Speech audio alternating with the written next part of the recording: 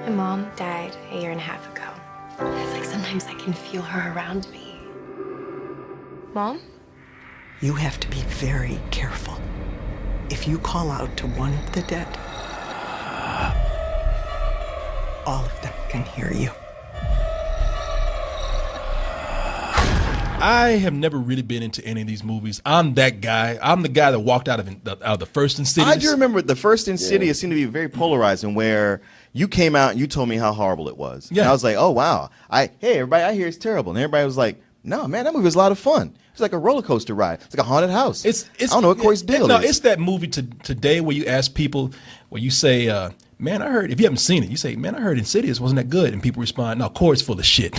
Because I walked out of that movie and I was just like, You're proud. I was proud. I was like, Who's with me? Shit, it was like that. Shit, man, this is all one of the worst fucking movies of all time. Everybody gonna hate this shit like me. Right, y'all? Yeah, ain't that right? Where'd everybody go? Hell, they sitting there watching the movie. Everybody like, shit, we going to see this again, man. Fuck you. What the fuck?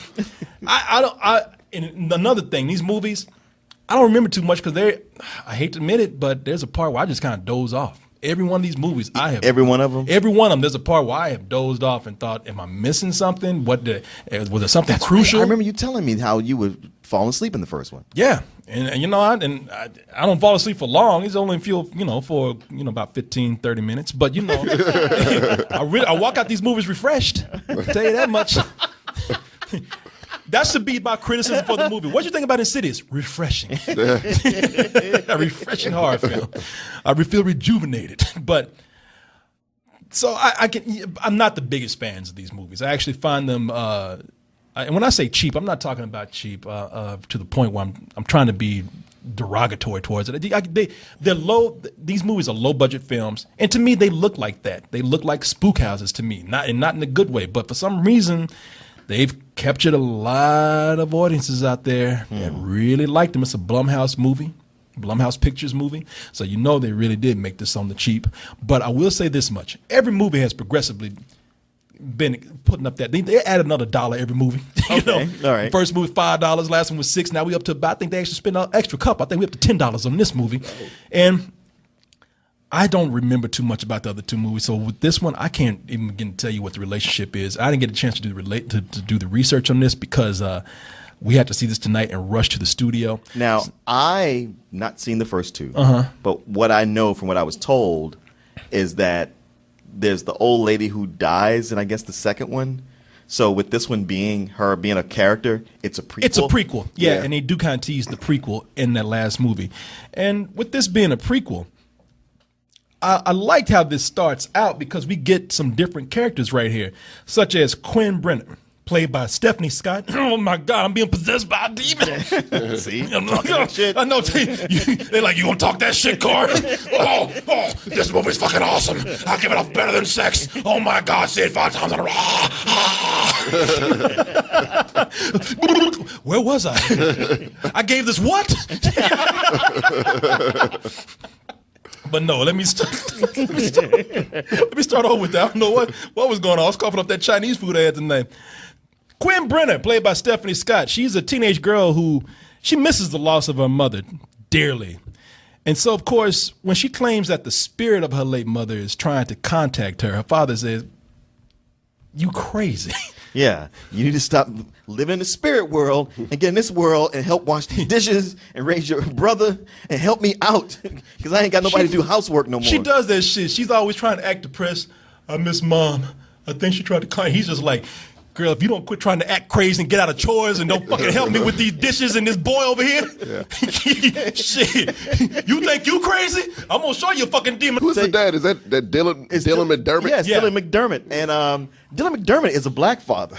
Yeah, he pretty much tells it. He's like, you ain't seen no fucking demon yet, but you about to if you don't get up and get these dishes done. Little words just pulling his belt out of his mouth. He was just short of doing that. Oh, yeah. Man. So he's tired of fucking around with her. Hey, that's a little refreshing, isn't it? Yeah, Kind of was. But he really is on her ass. He's like pretty much saying, "God damn it, bitch, stop acting crazy." Yeah. But then one night she just gets tossed around her room. She gets carried to another floor and she's on the ground and she's screaming. And he's like, yeah, maybe we need a psychic. Well, now in between, she gets hit by a car. Yeah. Okay, that seems kind of major. But it was a demon driving the car. Oh. Yeah. Like her ass gets Final Destination by that car. Yeah. There's a car that hits her really bad, so she's wheelchair bound and everything, and that's when the demon comes in, because the demon just demon's like, the you demon can't run It's now. funny because the demon's been shit. across the room the whole movie. When she could walk, the demon been in the shadows. Just, but that demon sees her in the middle of the street. He looks around and is like. When she's in that Do you wheelchair, see her get hit? Yeah, you see her get hit. no. It's brutal. And that Damn. demon, the moment she's in that wheelchair and his plan goes as planned, Yeah. he walks into the room and looks around and is like, yeah, can't do nothing now, can you? Yeah, it's like he walks out slowly, swinging a pocket watch. Yeah. And he pulls her ass in that wheelchair and just starts. She's like, ah! Now, I'm sorry, that sounds fucking scary. And no, in the beginning of the movie, it is scary. Okay. And the demon, like, he throws on the ground. You know, he's almost injuring her to the point where she's wearing a neck brace. Shit. And that's when they have to call in the series regular here, who is Elise. And Elise has these gifts to where she could enter another realm and talk to the dead. However, these gifts in this particular film, she sees a spirit that says, you know what, you keep helping people. You know, the more you help people, the more I know how to find your ass, and I'm gonna be waiting on you. Do it again. Yeah, do it again. I dare you. Yeah, I see you. And I look at this, and I do like the beginning of it because for some reason, I mean, as I said, this character of Quinn, yeah, I mean, she's a teenage girl, so she's going through that rebellious stage. She's a little bratty, but the beginning of the movie, Which you normally hate. yeah, I don't really hate it here because look, she lost her mother, and she's actually trying to do things on her own because she knows her daddy ain't gonna believe her.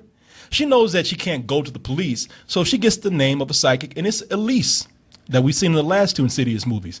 And she goes there and she says, you know something, if nobody else is going to help me, I will take matters into my own hand, and you're the only person that I can depend on to actually help me reach my mother because I think she's trying to send me a message. Be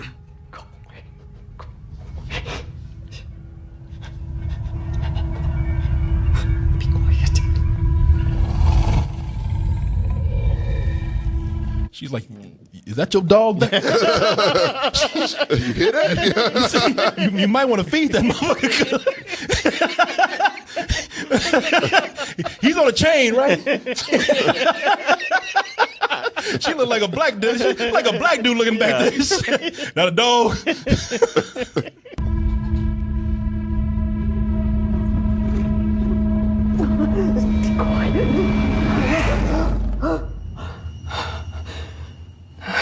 I'm sorry. I'm sorry. There's a reason I had to stop doing this. I gotta go to the bathroom. There's other people that do this. You have to find one of them. You're going to be okay, Quinn. But take my advice and do not try to contact your mother on your own anymore. She's like, God damn, I just gave this woman my last 22. She's like, well, shit, I lost that money. She's like, They told me this was a ripoff. She's like, I should have known. Got your ass off Craigslist. And I hate to say it, though. It's weird, but the demon is almost like, well, shit, you know, this fine young thing right here. You can't walk. Nobody's looking. I've been waiting for this chance for a month now. Yes. I mean, because he's always creeping. Yeah. He is creeping. Yeah, he's always creeping into the room when, you know, he's behind a curtain. Oh. You know, she's on Skype talking to a friend. A friend is like, man, who's that naked man behind you? Oh, I mean, she's got a horny teenage boy on the other side of the wall in the other apartment. Yeah. Who is very clearly into her. yeah. Like, what kind of shit are you into? And yet he is not anything nearly as creepy as his ghost. Yeah, and it gets to the point where the ghost, I mean, it's becomes he starts to become rough, and the reason why is because he wants to bring her over to the next realm. He can only do that by killing her, and unfortunately, Pops is there the whole time. I mean, when he was kind of rough on her at first, but now that she's in a wheelchair with 2 broken legs and needs her help, he's at her beck and call, and he's trying to be nice. He's trying to actually be cool with this. But even then, seeing her lying there with a neck brace and hurt, he's saying, yeah, I don't like hearing this whole thing, this delusional stuff about my dead wife. But at the same time, my daughter's getting, tossed around the fucking wall. At least this wasn't one of those frustrating things where the whole time he's going like, honey, come on, you got to get a grip. You got to stop. He's pretty quick to go like, yeah, something ain't right here. I was thrown out of bed. If there was no one in your room, I would have seen them. It wasn't a person. It was... Before, I thought that it was Mom trying to contact me. Oh, this shit again. But it's not. It's something else. You sure it wasn't just a bad dream? No. Dreams don't put me in a neck brace. Yeah, it was fucking Freddy Krueger. Now help me. I saw him. He had on a mask. He had on a breathing mask. See, they build it up by having the family be. He has no mother or wife around to help with the kids. He's trying to get by himself, and they do a lot of these films where it's like the last thing they need is a demon or a hunted spirit because the family's having a hard enough time. They're already in crisis. Right. Yeah, we've seen this done before in several movies, and it works here for the most part. Yeah, man, I gotta say, you know what? You got some good characters here, like pretty much all of them. Yeah. There's good things written for him to say. Like Korey said, the human drama, it works. I actually cared. It's funny. A lot of good humorous dialogue came out of everybody to make it engaging. And plenty of the jump scares are effective. So my question is, what made this not a good movie? The directing, the editing. It's super choppy. There's no transition from one thing to the next. A scene just cuts and it's at the next thing. And then you get these places where I guess they set up a scare, but it just lulls to where Korey and I were kind of taking turns nodding off through it. Yeah, Martin, I liked in the movie. I tried. I was fighting. I was fighting as hard as I could, and then it got to a point, and I knew it was going to happen. You ever get to that point in the movie where you know you're just going to fall asleep and you're going to snore? And I tried to fight it because I knew I'd do that, and sure enough, next thing I know, things went black, and Martin was like, and I was like, what? Like, that's my biggest jump scare in the movie. You tapped me, and Martin, I tapped you as lightly as I could because I didn't want to startle you. Did you notice how, even though you tapped me? I know, you did. You turned into Richard Pryor all of a sudden. I was like the girl in the movie. It was like,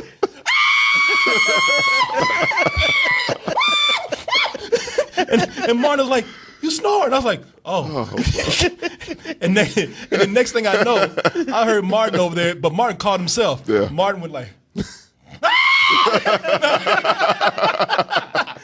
no. But I did look at you and I say, see, man, got you too, didn't it? No, that's the thing. I had already kind of dozed some and woke up, and then that's when I looked over to see how you were, and that's when I saw you nod, and I was like, oh, let him have. He looked so peaceful. But then once you start going, yeah. I was like, all right, you probably don't want people to hear you snore. No, I don't. No, Yeah. thank you. You don't want to be that guy. No, because I look at Martin. And it's funny how we look at each other. I look at Martin and like, look at this motherfucker here snoring like he at home. Y'all motherfuckers like soldiers on watch and this shit. Like, you take 15 off, I'll keep watching. And Martin's like, it's your watch, man. Okay. All right, man. But what we're trying to say is that the pacing is so weird in this, and this is what I don't like about the other Insidious movies. I give it credit for being a bare bones horror film.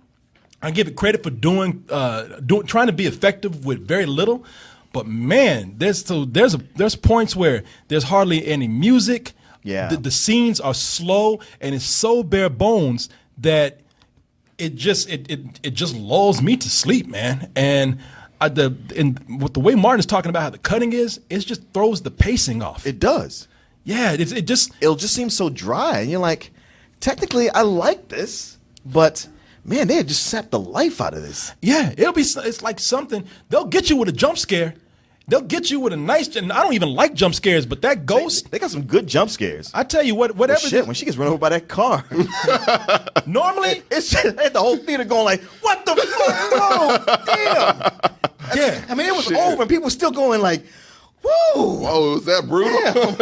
Yeah, Yeah. You watch something like Rear Window, the Alfred Hitchcock movie, and the scares come from somebody being trapped who can't get out of a room. There's a scene where this girl's on the floor, and she can't move, and you can see the demon going around the room, cutting off every light. And Oh yeah, taking his time. Oh shit. he shuts the door. It goes black. He starts cutting off the laptop. He cuts off the clock. He's pulling shit from out the wall, and then you see him approach her, and there's not shit she can do, and he just picks her ass up and just like. And she's like, Daddy! And Daddy coming in, huh? What? What's going on? She ends up looking like this when she's doing it. Baby, you all right? Baby, what happened? Speak to me. Speak to me, baby. She's all bent like this. Baby. The movie actually gets a little slower as it goes along. Yeah. And it happens when they bring in the character of Elise, because Elise is the one where she, when she comes in, she goes through all these trances. She's the one that goes into the other world, and you have to sit right there while she goes through these motions. And I'll tell you, this thing they call the further, the other world, the dark world. When you go there, It ain't shit. it ain't shit. It's a dark room. It's really. a dark room. It's a dark hallway. It looks like our world with the lights cut off, and it looks like Ghost in makeup. It looks like ghosts who are painted up to be in a spook house. And These guys who got ready to be on the set of Poltergeist, and they were like, "Oh, sorry, you know what? We got enough." Yeah. I know you spent 6 hours in makeup, but we're full up here. and even the demon. Even the demon in the movie, I don't really understand the whole concept behind it, except they make him look like a zombie, and to give him a character, make it a cool Halloween costume. When people start dressing up like Insidious 3, they give him asthma, and he wears like an oxygen mask. An oxygen mask. Did they ever zombie explain? with It's more oxygen it's like a sleep apnea mask. These guys. Yeah, did they ever explain why? No, Nah. I thought you knew. I was like, maybe that ties into the first two movies or something. No, I never understood why that was going on. There's an audience out there for it. And again, to me, this movie, even from the first one, I don't know why people like the first one so much, but this one follows it's better than the last film because of the characters that we have in here. But it's also, it's still not something that I feel like it's for me. I think it's for those people who really want jump scares, for people who want to see scary things hidden in the shadows. It's teenagers who like it a lot because those jump scares affect them the most. Somebody like me who sees a lot of films, and I'm trying to be as fair as I can right here. Somebody who sees a lot of this stuff, I know what to expect them. I know the beats, even though this has more effective jump scares than I'm normally seeing. It's just not my thing. I give it a rental because I think it's for the human drama. It sets it up above the other two films. And even like you said, Martin, some of the humor in here, like they have some of the two characters. The ghost hunters. Yeah, Tucker and Specs. And actually the guy that plays Specs is Lee Wanell. He directed this. Oh, really? Yeah, so you get these characters in back. They're trying to show you how all these characters got together at one time because of the prequel. If you love that kind of thing, you love this series, and you want to see the whole mythology come together, this is for you.